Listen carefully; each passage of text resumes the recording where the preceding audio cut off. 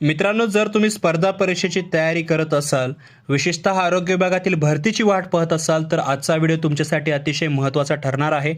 महाराष्ट्र शासनाच्या सार्वजनिक आरोग्य विभागाकडून एक अत्यंत महत्त्वाचे परिपत्रक नुकतेच जारी झालेले आहे.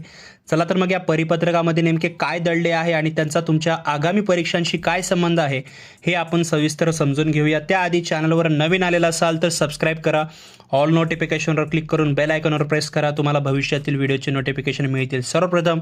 तसेच हे PDF, डॉक्युमेंट्स, सर्क्युलर्स, न्यूज, कट्स वगैरे तुम्हाला मिळवायचे असतील तर व्हॉट्सॲप, टेलिग्राम ग्रुप जॉईन करा. लिंक डिस्क्रिप्शनमध्ये आहे. किंवा सोप्या मराठी भाषेत रीड करायचं असेल अगदी कमी वेळेमध्ये तर डिस्क्रिप्शनमध्ये फर्स्ट लिंक आहे, त्याला क्लिक करून सुद्धा तुम्ही रीड करू शकता.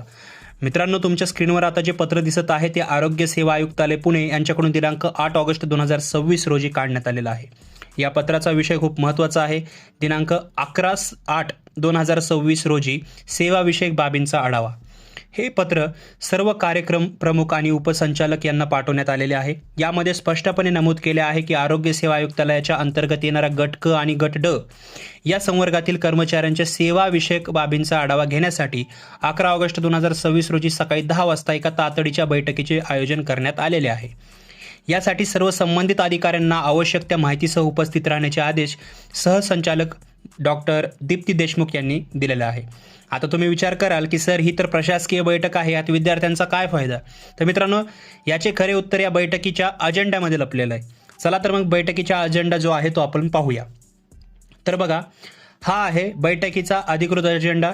यातील पहिले 3 मुद्दे प्रत्येक विद्यार्थ्याने नीट समजून घेतले पाहिजेत. मुद्दा क्रमांक 1 आहे गट क व गट ड संवर्गातील संस्थानिहाय मंजूर भरलेल्या आणि रिक्त पदांचा तपशील सादर करणे. मुद्दा क्रमांक 2 आहे याच गट क आणि ड मधील सरळ सेवा आणि पदोन्नतीने भरल्या जाणाऱ्या पदांचा स्वतंत्र तपशील, म्हणजे मंजूर पदे, भरलेली पदे आणि रिक्त पदे यांचा डेटा. मुद्दा क्रमांक 3 आहे नवीन निर्माण झालेल्या संस्थांमधील मंजूर, भरलेली आणि रिक्त पदे. मित्रांनो, शासनाकडून जेव्हा रिक्त पदांचा एवढा बारकाईने आढावा घेतला जातो तेव्हा त्याचा थेट अर्थ असा होतो की सरकारकडे आरोग्य विभागात किती जागा रिकाम्या आहेत. आपण आपल्या चॅनलवरती याबाबत नेहमी सांगत असतो.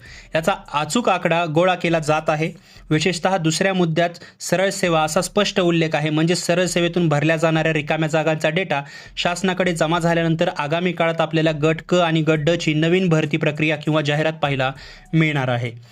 आता विद्यार्थी मित्रांनो, हा आढावा पूर्ण झाल्यानंतर आरोग्य विभागात नेमक्या किती जागा रिक्त आहे त्याची अधिकृत आकडेवारी आता समोर येईलच.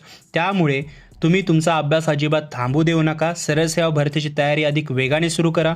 स्पर्धा खूप मोठी असणार आहे, त्यामुळे आजचाच दिवस अभ्यासासाठी सर्वोत्तम आहे असे मानून तयारीला लागा. या भरती संदर्भात किंवा या परिपत्रकानंतर पुढे काय निर्णय होतो, कोणता डेटा आपल्या समोर येतो, कोणती पदे असणार आहेत, किती पदे असणार आहेत, याची सर्वात पहिली आणि अचूक माहिती मी आपल्या चॅनलवरती नक्की घेऊन येईल. तुम्हाला ही माहिती उपयुक्त वाटली असेल तर व्हिडिओला लगेचच लाईक करा. तुमच्या इतर अभ्यास करणाऱ्या मित्रांसोबत हा व्हिडिओ शेअर करा आणि अशाच महत्त्वाच्या अपडेट्स आणि मार्गदर्शनासाठी आपल्या स्टडी फ्लो अपडेट्स या चॅनलला सबस्क्राईब करायला विसरू नका. मी मिळतो तुम्हाला पुढच्या व्हिडिओमध्ये. तर मित्रांनो, हा व्हिडिओ पाहिल्याबद्दल धन्यवाद.